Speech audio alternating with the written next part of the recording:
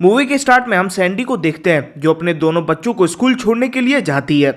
यहाँ पर सैंडी का बेटा उससे उसकी बर्थडे पार्टी की वीडियो ढूंढने के लिए कहता है और फिर वो अपने स्कूल के अंदर चला जाता है। इसके बाद सैंडी अपने घर आ जाती है और घर का सारा काम करती है। अब सैंडी अपनी कंप्यूटर चलाकर उसमें से अपने बेटे की बर्थडे की वीडियो को ढूंढने लगती है। तभी उसे अपने लैपटॉप में एक फोल्डर नजर आती है। जब उस फोल्डर को खोलती है तो उसे वहां पर एक वीडियो मिलती है जिसे देखकर उसे पता चलता है कि उसके पति का मॉली नाम के एक दूसरी लड़की के साथ अफेयर चल रहा है। ये देखने के बाद सैंडी को काफी बुरा लगता है, इसलिए वो अपने पति को डिवोर्स देकर अपने बच्चों के साथ न्यूयॉर्क चली जाती है।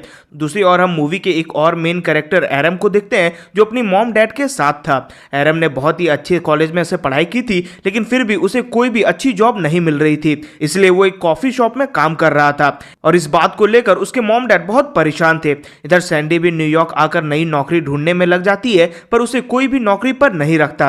अगले दिन सैंडी एक कॉफी शॉप में जॉब के लिए आती है जहां पर एरम भी काम करता था, पर यहां भी उसे नौकरी नहीं मिलती।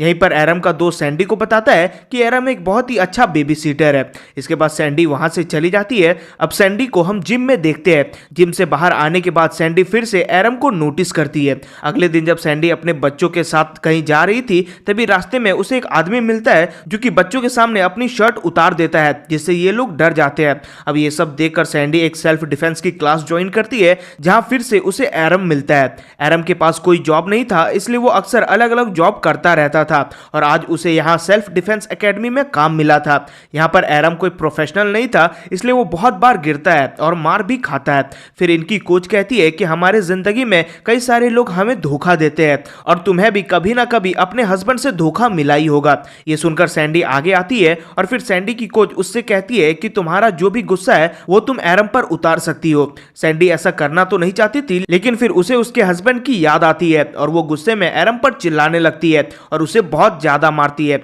जिसके बाद वो नीचे गिरकर खुद ही रोने लगती है। अगले दिन सैंडी एरम से मिलने के लिए कैफे में आती है और उसे कल के लिए सॉरी कहती है और उसे एक प्लांट भी गिफ्ट करती है। यहाँ पर सैंडी एरम के लिए एक काम लाई थी और फिर सैंडी एरम से कहती है कि क्या तुम मेरे बच्चों के बेबी सिटिंग का काम करोगे। इस काम के लिए एरम तुरंत मान जाता है क्योंकि सैंडी का घर उस कैफे के ऊपर वाले फ्लोर पर ही था। फिर रात को एरम सैंडी के घर आता है और सैंडी उसे अपने बच्चों से इंट्रोड्यूस करवाती है और खुद एक डेट पर चली जाती है। डेट पर सैंडी एक आदमी से मिलती है, लेकिन यह आदमी बहुत ही अजीब अजीब हरकतें कर रहा था। साथ ही में वो सैंडी के करीब आने की भी कोशिश करता है जो कि सैंडी को पसंद नहीं आती, इसलिए वो डेट को बीच में ही छोड़कर घर के लिए निकल जाती है। इधर हम एरम को देखते हैं जो सैंडी के बच्चों के साथ बहुत ही ज्यादा घुल मिल गया था। थोड़ी देर बाद सैंडी भी घर आ जाती है और वो अपने डेट की वजह से काफी गुस्से में थी, इसलिए वो गुस्से में चिल्लाने लगती है। तभी सैंडी देखती है कि उसके पास एरम को देने के लिए पैसे नहीं है, इसलिए वो उससे कहती है कि मैं कल तुम्हें बेबी सिटिंग के पैसे दे दूंगी। अगले दिन एरम ये सारी बात अपने दोस्त को बताता है, पर तभी सैंडी के बच्चे वहां दौड़ते हुए आते हैं और एरम से कहते हैं कि हमारी मां मर गई है। ये सुनते ही एरम दौड़ते हुए सैंडी के घर आता है, पर वहां एरम देखता है कि पिछली रात नशे की वजह से सैंडी सो रही है और उसका हैंगओवर अभी तक नहीं उतरा है। कुछ देर बाद सैंडी अपने ऑफिस चली जाती है। सैंडी अभी तक अपने पति के सदमे से बाहर नहीं आ पाई थी, इसलिए उसकी बॉस उससे कहती है कि तुम्हें योगा क्लासेस ज्वाइन करनी चाहिए। आगे जब सैंडी एरम से बात कर रही थी तब वो एरम को अपने डिवोर्स के बारे में बताती है। ये सुन एरम कहता है कि मेरा भी डिवोर्स हो रखा है क्योंकि मेरी बीवी किसी दूसरे लड़के के साथ भाग गई। आगे जब एरन अपने घर आता है तो उसके मॉम डैड उस पर काफी गुस्सा करते हैं क्योंकि उन्हें पता चल गया था कि एरम बेबी सिटिंग का जॉब कर रहा है। एरम के मॉम डैड उसे एक ढंग की जॉब ढूंढने को कहते हैं, इसलिए एरम अपने लिए जॉब ढूंढने में लग जाता है। ऐसे ही कुछ दिन बीत जाते हैं और सैंडी ने योगा क्लास ज्वाइन कर ली थी और वो बहुत ही ज्यादा खुश थी, लेकिन दूसरी ओर एरम को अभी तक कोई दूसरा जॉब नहीं मिला था। अब एक रात जब सैंडी घर पर आती है तब वो देखती है कि एरम ने उसके लिए बहुत ही अच्छा डिनर तैयार किया है और ये देखकर उसे बहुत ही ज्यादा खुशी होती है। सैंडी के पास 2 बॉक्सिंग की टिकट थी, इसलिए वो एरम के साथ बॉक्सिंग देखने के लिए चली जाती है। यहाँ पर सैंडी काफी ज्यादा एंजॉय करती है और एरम से कहती है कि अच्छा हुआ कि मेरे पति के साथ डिवोर्स हो गया। काफी देर एंजॉय करने के बाद वो दोनों वापस घर आ जाते हैं। तभी सैंडी का एक्स हस्बैंड बच्चों को लेकर वहां आ जाता है। फिर जब वो एरम को देखता है तब वो सैंडी से इसके बारे में सवाल जवाब करने लगता है। ये बात सैंडी को पसंद नहीं आती, इसलिए वो अपने एक्स हस्बैंड से कहती है कि तुम मेरे हस्बैंड नहीं हो, इसलिए तुम ये सवाल जवाब मुझसे नहीं कर सकते। दरअसल सैंडी का हस्बैंड पुरानी बातों को भुलाकर फिर से नई शुरुआत करना चाहता था, लेकिन सैंडी अभी भी अपने पति से काफी गुस्सा थी, इसलिए वो अपने पति को बुरा भला सुनाकर अपने घर से भगा देती है। फिर सैंडी सीधा एरम से कहती है कि कल तुम्हें मेरे साथ डेट पर चलना होगा। अगले दिन ये सारी बात एरम अपने दोस्त को बता ही रहा था, पर उसका दोस्त कहता कहता है कि आज रात मेरा एक शो है और तुम्हें वहां पर आना ही होगा। फिर रात को एरम सैंडी को लेकर अपने दोस्त के शो में जाता है और इन दोनों को शो बहुत ही अच्छा लगता है। फिर ये दोनों एरम के दोस्त की पार्टी में आ जाते हैं जहां ये दोनों डांस भी करते हैं। यहाँ पर एरम को उसकी एक्स वाइफ भी मिलती है और वो एरम से सॉरी कहती है, पर एरम का पूरा ध्यान बस सैंडी पर ही था, इसलिए वो उसे इग्नोर करके सैंडी के पास चला जाता है। कुछ देर में सैंडी अपने घर आ जाती है। यहाँ पर उसकी दोस्त बैठी हुई थी क्योंकि सैंडी ने अपने दोस्त को बेबी सिटिंग के लिए बुलाया था। उसके जाने के बाद वहां एरम आ जाता है और फिर ये दोनों करीब आने लगते हैं, पर तभी वहां पर सैंडी का बेटा आ जाता है। अब ये दोनों उसे कुछ एक्सप्लेन नहीं कर पाते, इसलिए वो खुद फ्रिज से बॉटल लेकर वहां से चला जाता है। अगले दिन सैंडी का बेटा पिछली रात के बारे में एरम से पूछता है तो एरम बताता है कि वो सैंडी को पसंद करता है। इधर हम सैंडी को देखते हैं जो अपनी दोस्त को बताती है कि वो एरम को लेकर सीरियस है।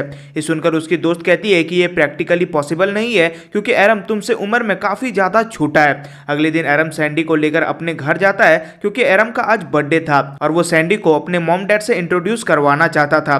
यहाँ पर जब सैंडी एरम के मॉम डैड से बात करती है तो हम देख पाते हैं कि एरम के मॉम डैड को सैंडी और उसके बच्चे बिल्कुल भी पसंद नहीं आते।